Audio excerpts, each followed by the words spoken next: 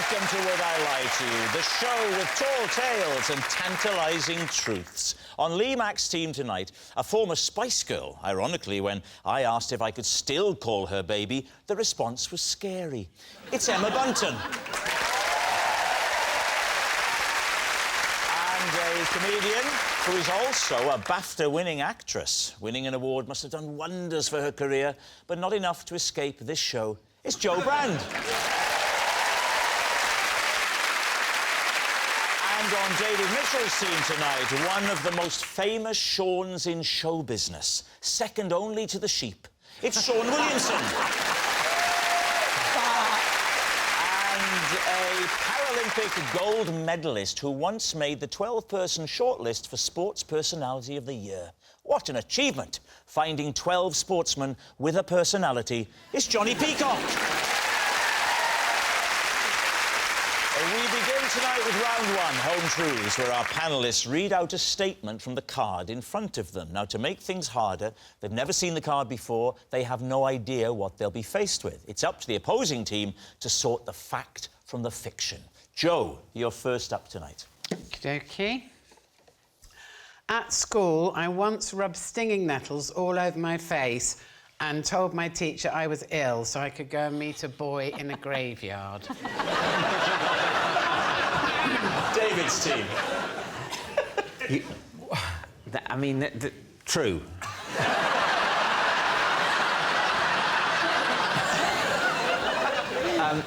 So this was a date in the graveyard.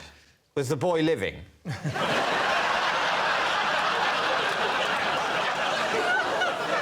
He was just before we met, yeah.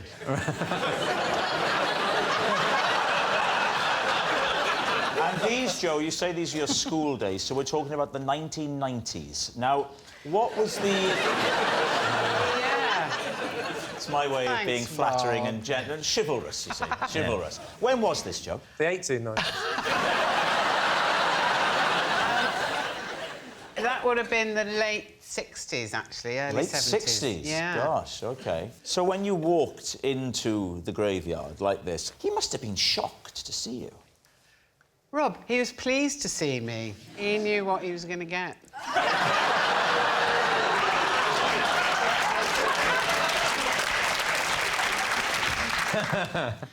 Whoa.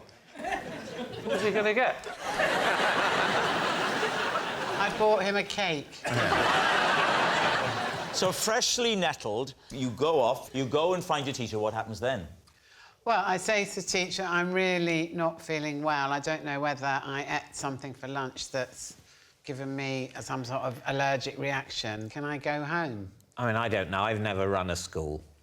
But are you allowed, if a child says they're ill, you're allowed to just say, yeah, off you go? Well, I said to her that my mum was at home and I live within walking distance of the school. It was the late 60s, early 70s. Very different time. Children hadn't long stopped going up chimneys. Yeah. So what do you think? Oh, Jonnie? I think it's so unfeasible, it's probably true, don't we? Well, that's the wrong way to reason. It should be unfeasible things are less likely to be true. Yeah, but... Although the true things are deliberately picked to be unlikely. Exactly. I travelled here by car, for example, never come up. That would be easy. Sorry, can I just check something here? Yeah. Why do you get a car? Yeah, it's a class thing, you know. Well, they still shouldn't make me drive your car. Right, Jo, in the graveyard with What the do you young think? man. It's True? Because it sounds so unlikely. Yeah. I still think it's flawed reasoning, but we'll go true. You're saying that it's true? Yeah. Right, Jo. Truth or lie? It is a lie.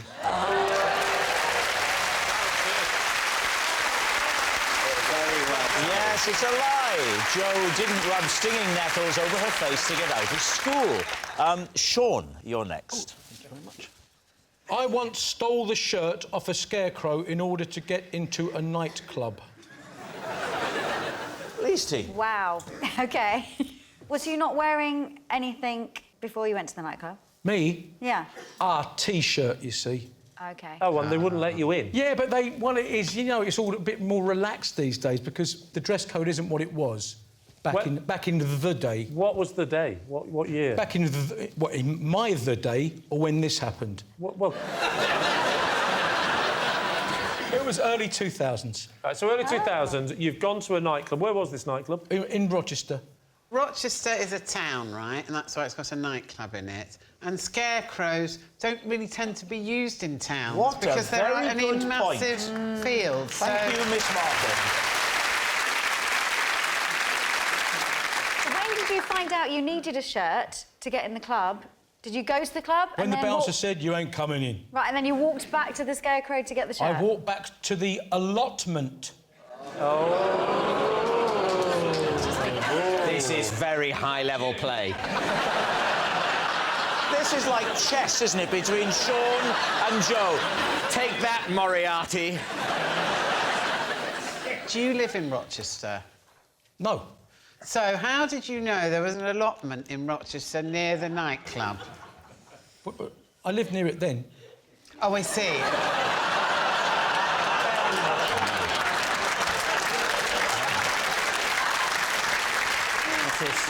It's like fencing, isn't it? But then again, if you lived in Rochester, why didn't you just go home and get a shirt? Oh, this gets better and better. Oh.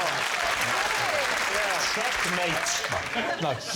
I was born in Chatham, but brought up in Maidstone. But my uncle lived in Rochester, and it was one of the allotments on his patch, so I knew where the allotments were. Apropos to the nightclub. Miss Brown, back to you.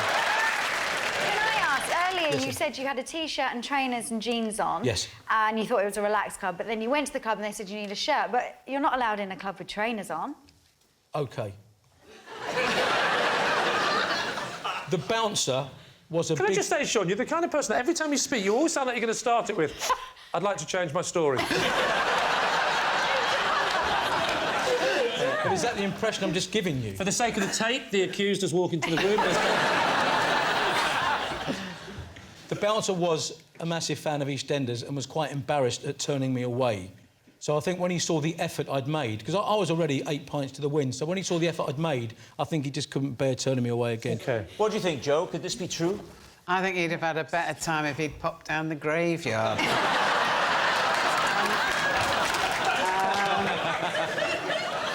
I think there's a lot of anomalies in it. This is what I think. A man who knows exactly where an allotment is because he knows the town so well knows you can't get into the nightclub without collars. And for that reason, Sean, we find you guilty. So what's he saying, Lee? You think it's a lie, don't Lie. I think it's a lie. you? You think it's a lie? You all think it's a lie? We all think it's a lie. Sean, truth or lie?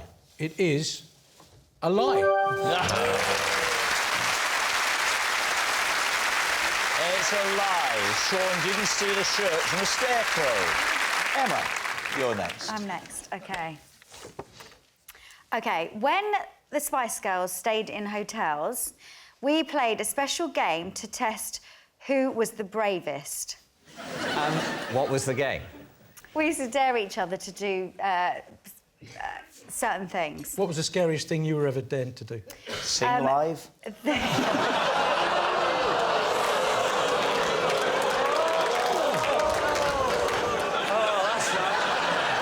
Rob, you've got to watch that, because a lot of people think you're nice.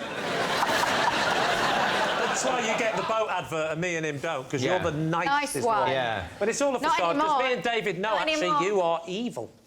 Yeah. And now... Welcome aboard.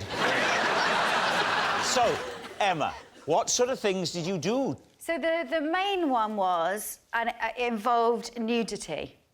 Right. So we used to stay in hotels a lot, obviously, while we were touring. Yeah. And we used to dare each other to go, like, run in the hallways, and we had to do that naked. Naked? Yeah. We were allowed sometimes to carry a Clothes. flannel.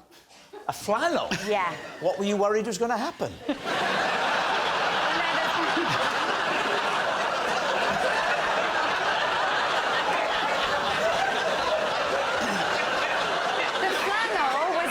Could cover. You had to choose a part, obviously, to cover. Victoria could use that as a dressing gown. So if someone saw you, you could decide which part of you were known by and cover that up. Cover your face. Yeah. That's probably the best way, isn't it? I remember once the girls made me go to the lift. Yeah. And wait for the lift to arrive. No. And then, obviously, you were lucky if it opened and no one was there. Oh, no. I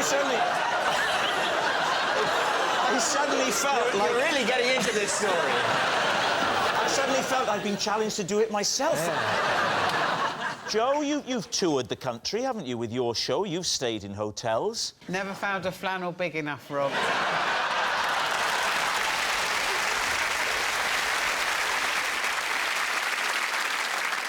I think it's the logistics of the game that interest me, typically. I want to understand better how the competition worked. We'd take two at a time, and then the Yeah. first one back, knocking on the door, that would be the winner. It's a knockout. Two become one. It's simple. Johnny, what do you think? True? I think it does sound like it all adds up so far. Sean, what are you thinking I've here? been consistently wrong tonight, unerringly wrong. Well, in which case, if you maintain your current strategy, we can use that to win. What do you think, instinctively? Lie. Lie. Right, it's true, then. Right. So, Emma, truth or lie? Okay. It is true. Yes, it's true. The Spice Girls really did run round hotels wearing nothing but a flannel. Our next round is called This Is My, where we bring on a mystery guest who has a close connection to one of our panellists. Now, this week, each of David's team will claim it's them that has the genuine connection to the guest. It's up to Lee's team to spot who's telling the truth. So please welcome this week's special guest, Shabs.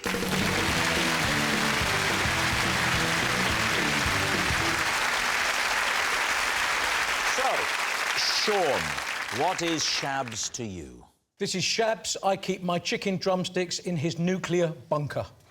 Right, so, Sean's bunker buddy. Johnny, how do you know Shabs? This is Shabs, and he used to regularly park cars on my foot to stop me going anywhere. Johnny's parking prankster. And finally, David, what is your relationship with Shabs? This is Shabs, and he's taught his parrot to say, "Nice shoes, Dave," whenever I enter his cobblers. Lee's team, where will you begin? Oh, Should we start with Sean? Let's start with Sean, Yes. I think, yeah? You leave your Chicken drumsticks. in his nuclear shelter. Is that what you're claiming? Yes. OK, enough questions. Johnny. Where is this nuclear shelter? In a field out the back of his garden. Which part of the country? Mid-Kent. I don't think anyone's ever referred to whatever area you're talking about as mid-Kent. I mean, people say, where are you from? Oh, I'm mid-British. You're not mid-Kent. Oh, it's down from the Midlands. That's the middle of Britain, isn't it? But anyway...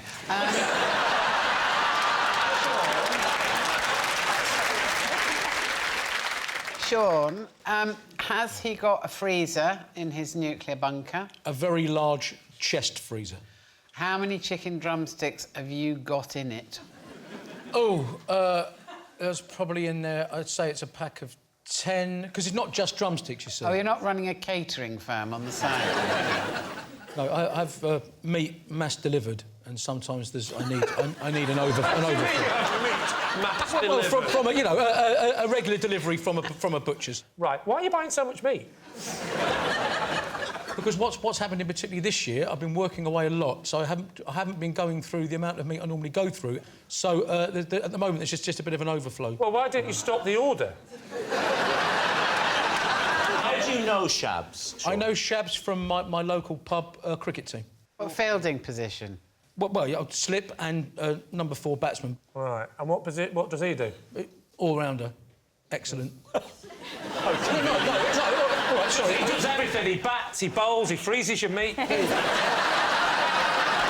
Sean, I've never been into a nuclear bunker. What's it like? OK, so basically, when you approach it, you'll see something that might look like a sort of white, woodeny, one of those slatted beehives, the square beehives. A slatted beehive, yeah, yes. but what that is, that's, I think, is the air conditioning you know, purifying system. And then there's almost like a hatch, like a submarine hatch. Yes. So you climb down a ladder, a metal ladder. Sorry, can I just check? Have you been watching the Teletubbies recently?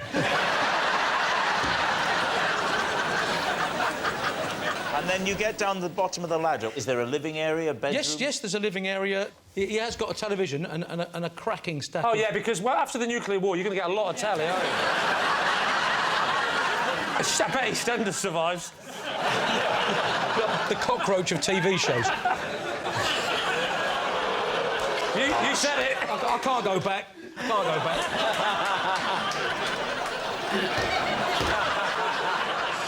But he's got a cracking selection of videos. Oh, I bet he has. Video player. I know! The truth comes out. Yeah.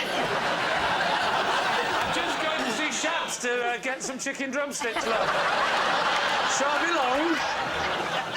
Right, Lee, who would you like to quiz next? OK, Johnny, so just remind us again what this fella did to you. He used to park cars on my foot so I couldn't move. You couldn't move? On your prosthetic foot. Obviously on the prosthetic one. He's a friend of yours that did this, or is he...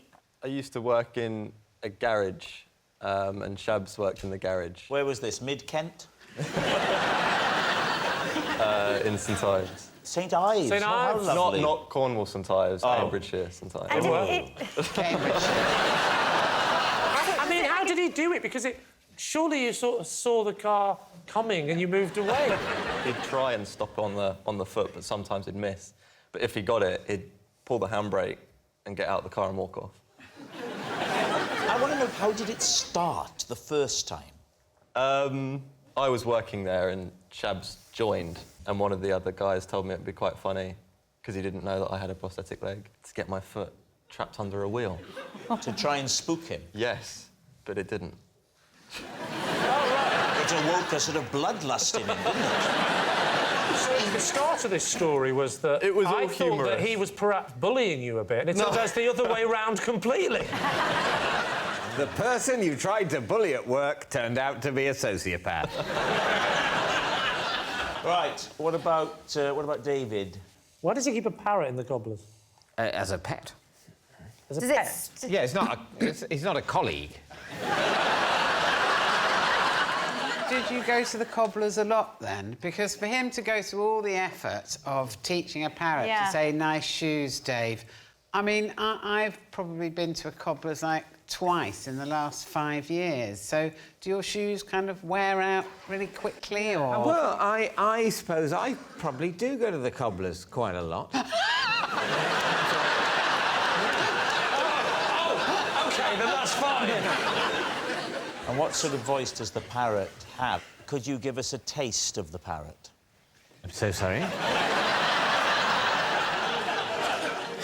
A flavour? You want me to do an impression? Not so much an impression, more an evocation. I suppose it would be sort of... I don't know what it's going to sound like until it comes out, so I'll be... I'm pretty sure it's going to be quite I'm just bad. going to say, yeah, I'm listening to it at the same time as you, so... Welcome to my world. Nice shoes, Dave. That was horrible. That was the most horrible thing you've ever done. Nothing like a parrot. You've done some horrible things, but that was horrible. Well, look, it's a parrot. You know, It doesn't sound like a parrot. Are you sure it's not just a rather exotic man that works with Shabs? obviously, what you've got to understand is what you heard there wasn't the parrot. That was me. But it was you So trying if you're to... saying, that parrot sounds like a man pretending to be a parrot. I'm not But sure it that's didn't even conclusive. sound like that, did it? Any parrot worth his salt would say, nice shoes, Dave.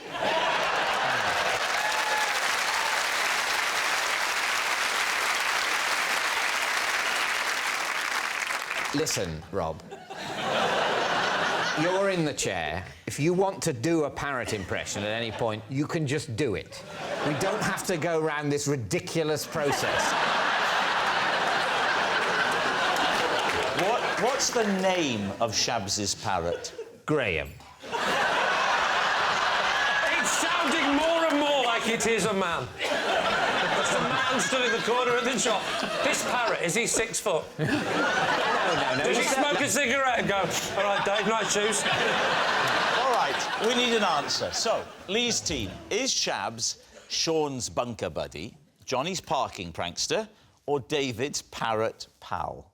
I thought Sean told a great story. I love the fact that he's putting his drumsticks in his bunker. Do you think that's perfectly acceptable? That sounds like a euphemism, doesn't it? You believe it? Here's a question. Does Shabs look like the type of person who would have a nuclear bunker? Oh, definitely. I think that Shabs looks like he could work in a garage. What about David? The bit I doubt is the fact that you're going to the cobblers so regularly, because that would be the actions of a man who cares what he looks like. What shoes have you got on tonight? Do you want me to show you my Yes, shoes? please. Yes, please. Should we have a look and see if they're worn? Oh, nice shoes, Dave. And they have... It's easily done, isn't it? yeah, these have never been to the cobblers. You seem to be spending a lot of effort on the shoes and less effort to iron your trousers. Let be a lesson to you, young man. I didn't realise my offer to show you my shoes was going to lead to mockery. You must have But had an David, you inkling. must have suspected it. Yes. So you're saying Johnny? Emma? Yes. You're saying Johnny? Reluctantly, I am. OK. Right. Shabs, would you please reveal your true identity? My name is Shabs, and I used to park cars on Johnny's for... Yes, Shabs is Johnny's parking prankster. Thank you very much, Shabs. Which brings us to our final round, quickfire lives, and we start with... It's Lee. Ooh, possession. Now, take a look. There's a box under your desk. Place the item from the box on top of the desk first, and then read out the card. Thank you. This is my lucky dice. I can always roll a 6 with it in 3 goes. David. Yeah! Well, yeah, go on then. Do you want to know how I came to discover this? Yes, please. Just found it in a box. How long have you had it? I've had it for about 20 years. The dice. I thought you meant my syphilis.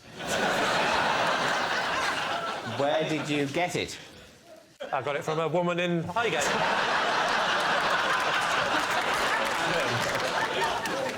I meant the syphilis. Sorry. I paid for it, $4.99. Who meant the dice? Full of spots.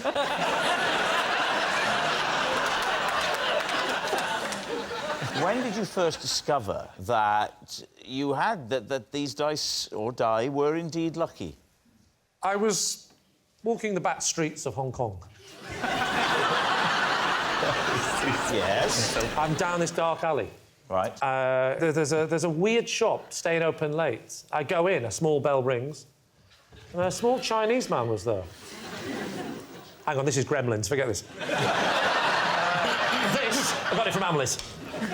Give us some examples of when you've used this lucky dice. Well, I've used it. It helped me get together with my first girlfriend. Oh, do tell. Yeah, that was her name. It wasn't a real name. It was Janet. Janet. It helped you get together with Janet. It helped me get together with Janet, my first girlfriend, because she was a big fan of magic. Right. And I said, oh, I can do a magic trick. And she said, what's that? I said, see this dice? I can guarantee, at any point I can roll it 3 times, and I will always get a 6. And how many times did you do it before Janet said, I love you?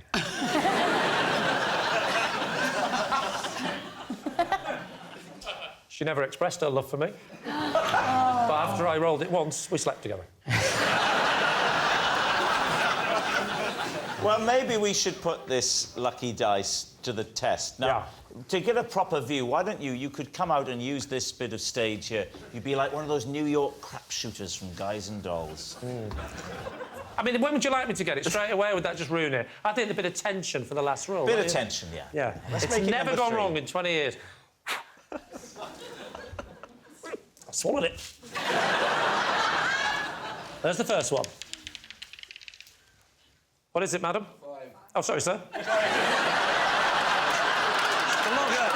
Sorry. Awkward. It's Janet! So, there's no worries. You've got 2 left. OK. Here we go. I mean, be honest, it's pretty gripping, isn't it? It's actually pretty gripping stuff, isn't it? Here we go. Well, people watched Deal or No Deal, didn't they?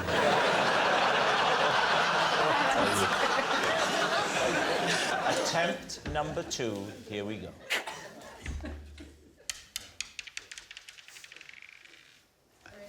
It's 3. 3.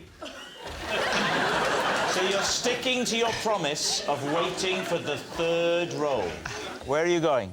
Have a little sit down. So, what do we think? Is it true or is it...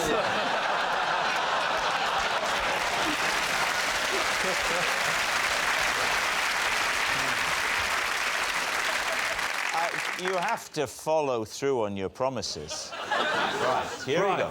Come on. Here we go. Let me say that I personally am convinced that Lee is telling a lie, but that nevertheless he will now roll a 6.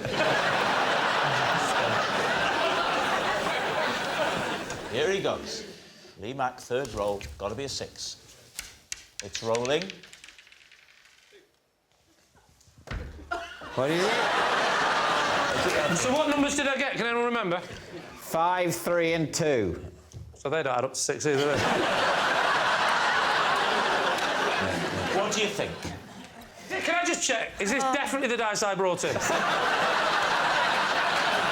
I've got an idea. We can make this work by just retake Lee reading the card, and he says, "This is my dice. It occasionally rolls a 6." So, what are you going to say then, Johnny? Lie. Lie. Lie.